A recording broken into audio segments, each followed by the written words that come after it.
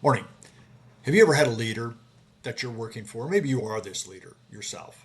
But when you have that leader that seems like they're always talking at you instead of with you, almost like every time that they're communicating with you, it's a dissertation that they're trying to overwhelm you with their knowledge and intelligence on the topic they're talking about to the point that you've stopped listening. And how many times have you stopped listening when that leader's doing that, right? If you're a leader doing that, do you have any idea how many times the other person has already stopped listening to you? This kind of talking at people instead of with people is a form of communication, right? And it does have its place. I mean, there is a place for that. But when you're in leadership, one of the key things that leaders do is they develop other leaders, right? They develop other leaders. How do you develop another leader?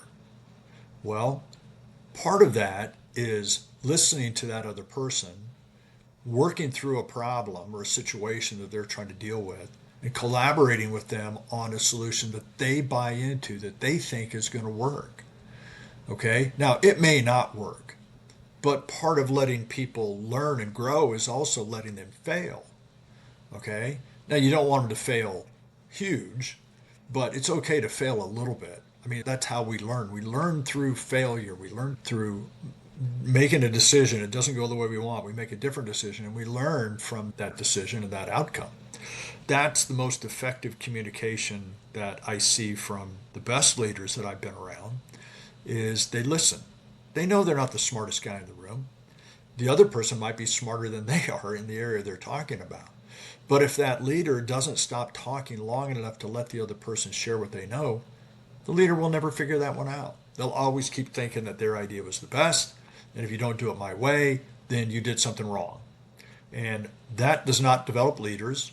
All that does is develop micromanagement, which means that those people on the receiving end of that dissertation or that being talked at, they're just waiting to be talked at again. They pretty much said, okay, well, I guess you don't think my ideas are really worthwhile. You don't think they're going to work. And therefore, I'll just wait for the next direction. You give it the next direction, and that's what I'll go do. So if you're a leader and you find yourself talking at people, you always get the sense you're talking at people. Just pause for a minute and think about that.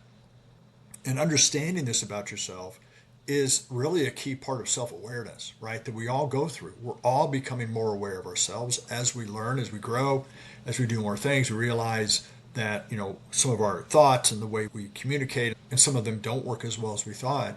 And then we grow and we adapt. But when it gets back to this aspect of communication about talking at people versus talking with people, just remember, in leadership, one of the key things we do is we develop other leaders so they can make their own decisions and we don't have to make them for them. So anyway, if you find this helpful, check out my YouTube channel. I post a lot of videos on leadership. You can also follow me on LinkedIn. I post videos on leadership there as well. You can check out the link below to my book if you're interested in that as well. Anyway, thank you very much and good luck.